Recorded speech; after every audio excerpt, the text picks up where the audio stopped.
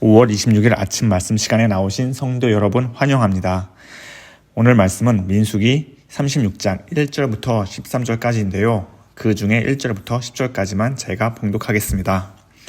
요셉 자손의 종족 중 므낫셋의 손자 마길의 아들 길르앗 자손 종족들의 수령들이 나와 모세와 이스라엘 자손의 수령된 지휘관들 앞에 말하여 이르되 여호와께서 우리 주에게 명령하사 이스라엘 자손에게 제비 뽑아 그 기업의 땅을 주게 하셨고 여호와께서 또 우리 주에게 명령하사 우리 형제 슬로브앗의 기업을 그의 딸들에게 주게 하셨은즉 그들이 만일 하나님의 자손의 다른 지파들의 남자들의 아내가 되면 그들의 기업은 우리 조상의 기업에서 떨어져 나가고 그들이 속할 그 지파의 기업에 첨가되리니 그러면 우리가 제비 뽑은 기업에서 떨어져 나갈 것이요 이스라엘 자손의 희년을 당하여 그 기업이 그가 속한 지파에 첨가될 것이라. 그런즉 그들의 기업은 우리 조상 지파의 기업에서 아주 삭감되리이다. 모세가 여호와의 말씀으로 이스라엘 자손에게 명령하여 이르되 요셉 자손 지파의 말이 옳도다. 슬로브앗의 딸들에게 대한 여호와의 명령이 이러하니라.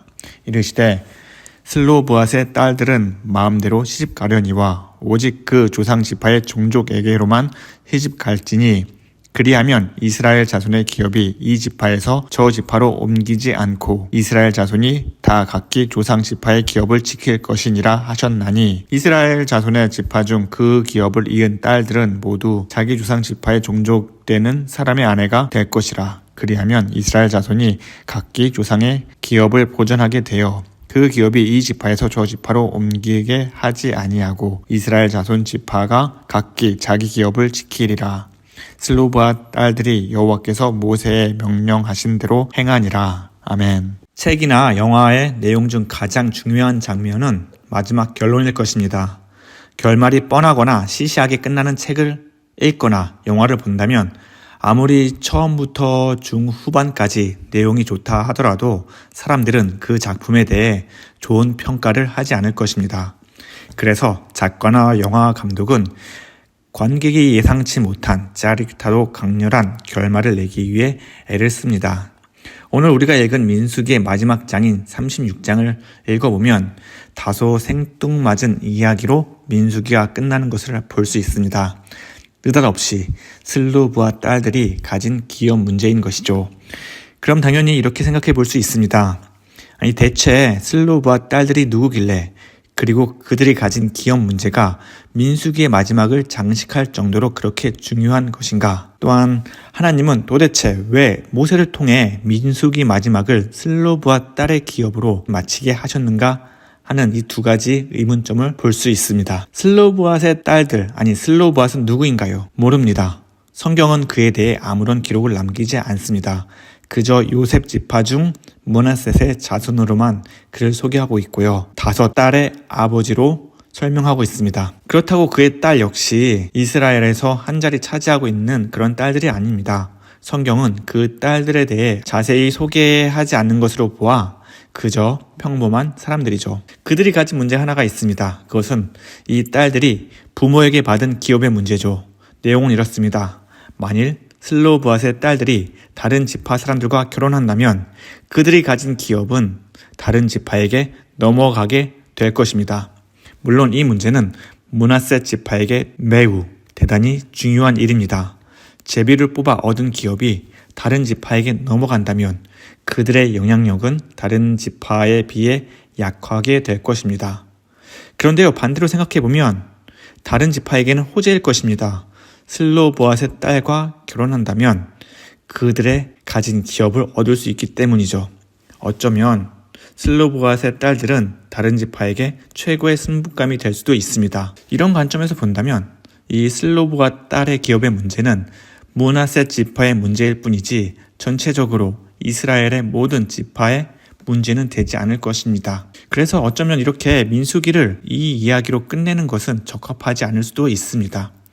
자, 그러면 하나님은 왜 모세에게 슬로브앗 딸들의 이야기로 민수기를 마쳤는가 하는 질문이 남아 있습니다. 하나님은 슬로브앗 딸의 기업의 문제에 무게를 둔 것이 아니라 이 문제를 해결해 나가는 과정을 이스라엘 백성과 또 모든 성도들에게 가르쳐 주고 싶었기 때문입니다. 하나님은 하나님의 백성이라면 모든 문제를 하나님께 아뢰길 원합니다. 모세는 슬로보앗의 딸들의 문제를 들었을 때 아주 명쾌한 해결책을 내놓습니다. 6절 하반절을 보면요. 슬로보앗의 딸들은 마음대로 시집을 갈 수 있지만 그 상대는 같은 지파 사람, 즉 므낫세 지파 남자들과 결혼해야만 하는 것입니다. 이 해결책을 놓았을 때 꼭 함께 말하는 것이 있습니다. 5절에는 여호와의 말씀으로, 또 6절에는 여호와의 명령이, 여호와의 말씀, 여호와의 명령이라고 반복해서 말하는 것으로 보아 모세는 이 문제에 대해 스스로 해결하지 않고 하나님께 물었음을 알 수 있습니다. 앞서도 말했지만 슬로보와 딸의 기업 문제는 므낫세 지파에게는 중요할지 몰라도 전체적인 모든 이스라엘 지파에게는 그저 사소한 문제일 수도 있습니다. 만약에 모세가 이런 사소한 문제로 인식해서 자신의 그동안 살아왔던 인생의 경험과 지혜로 이 문제를 쉽게 해결할 수도 있었을 것입니다. 그럼에도 불구하고 모세는 하나님께 이 문제를 구했다는 것이죠. 민수기를 읽다 보면 이스라엘 민족이 반복해서 실수하는 행동이 있습니다.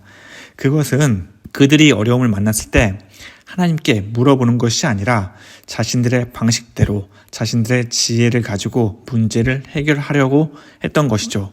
대표적으로 가나안 정탐꾼들이 돌아와서 부정적인 이야기를 했을 때 이 이스라엘 백성들은 소리 높여 울부짖으며 밤새도록 통곡했습니다. 갈렙이 그 땅을 능히 취할 수 있다고 말을 하지만 그들은 갈렙의 말을 듣는 것이 아니라 하나님을 저주하고 애굽으로 돌아가 이 문제를 해결하려 했습니다.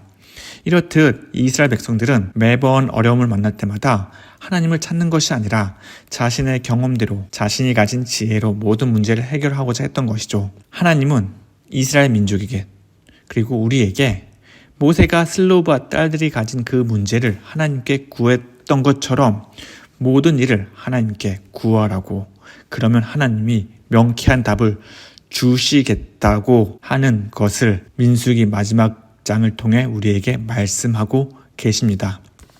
두 번째는 슬로보아 딸들이 하나님 말씀에 순종하는 것처럼 이스라엘 민족에게 또 우리에게 하나님의 말씀을 온전히 순종하라고 우리에게 알려주고 있습니다. 10절을 보면요. 슬로보아 딸들이 여호와께서 모세에게 명령하신 대로 행하니라. 이 슬로보아 딸들은 하나님 말씀에 대해 전적으로 순종하고 있습니다. 슬로보아 딸들은 더 멋있고 잘생기고 똑똑하고 착하고 좋은 직업을 가진 다른 지파의 남자들을 만날 수 있는 자유가 있었습니다만 다른 지파의 남자를 만날 수 있는 자유를 빼앗겼죠. 순종은 내가 원하는 것을 포기하고 오직 하나님 말씀에 따라 행동할 때에 진정한 순종을 할 수가 있습니다. 민수기를 읽어보면 이스라엘 백성들은 하나님께 제대로 순종한 적이 없습니다.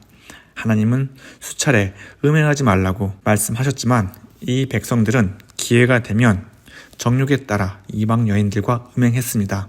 순종과 쾌락 사이에서 순종을 포기하고 쾌락을 선택했죠. 비단 쾌락만이겠습니까? 하나님의 말씀을 들을 때 그 앞에서는 아멘이라고 말을 하지만 뒤에서는 자신의 정욕에 따라 이익에 따라 살아왔던 이스라엘 민족입니다. 그렇기 때문에 하나님은 민수기 마지막 장을 통해서 이스라엘 백성들에게 제발 슬로보아 딸들처럼 하나님의 말씀을 들으면 즉시 순종해라 라고 말씀하고 있고요. 또 우리에게 동일하게 말씀하고 있습니다. 순종합시다 라는 말은 성도라면 흔히 듣는 말입니다.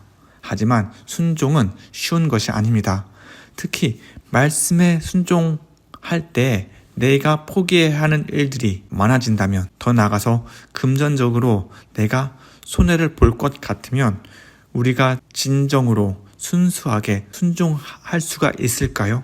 만약 이런 일이 생긴다면 나는 순종하고 싶지만 내 육신이, 내 정욕이 우리를 지배해서 하나님의 말씀에 순종하고자 하는 일과 멀어지는 일을 할 때 우리는 이 말씀을 기억해야 합니다. 히브리서 12장 2절입니다. 믿음의 주요 온전하게 하시는 이인 예수를 바라보자.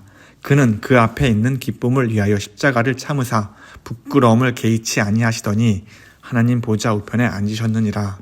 우리 예수님은요, 하나님 말씀에 순종하여 하늘 영광을 버리고 이 땅에 오셨습니다.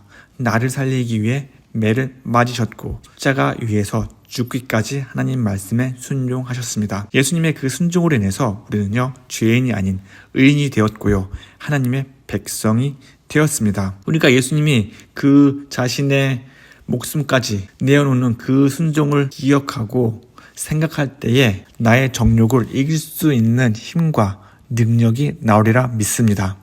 하나님은 민수기 36장에서 모세와 슬로보와 딸들의 행동을 통해 우리가 더욱 하나님과 가깝게 지내며 또 말씀에 온전히 순종하기를 원하십니다. 오늘 우리가 하루 살아갈 때 나의 정욕대로 사는 것이 아니라 모든 일을 하나님께 아뢰고 하나님 말씀에 순종하는 저와 여러분 되시기를 기원합니다. 다 함께 기도하겠습니다. 하나님 아버지, 오늘도 하나님의 말씀을 듣게 해주시면 감사합니다.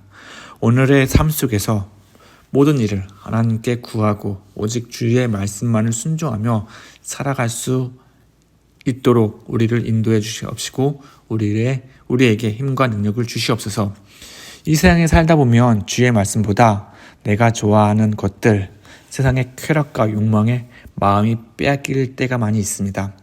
우리의 연약함을 용서해 주시고 그런 유혹이 밀려올 때마다 우리 마음속에 주의 말씀이 생각나게 해주시옵소서. 우리 예수님께서 나를 살리기 위해 하나님의 말씀에 순종한 그 십자가의 사건을 기억나게 하여 주시옵소서. 그래서 오늘도 내 정욕대로 내 육신대로 살아가는 것이 아니라 오직 하나님 말씀으로 승리하며 살아갈수록 주님 인도해 주시옵소서. 하나님, 오늘 하루 주님께 맡깁니다. 주님 뜻대로 살아가며 승리하는 삶을 살 수 있도록 우리를 지켜주시옵소서. 예수님의 이름으로 기도합니다. 아멘. 오늘도 주님의 사랑으로 가득한 행복한 하루 보내시길 바랍니다.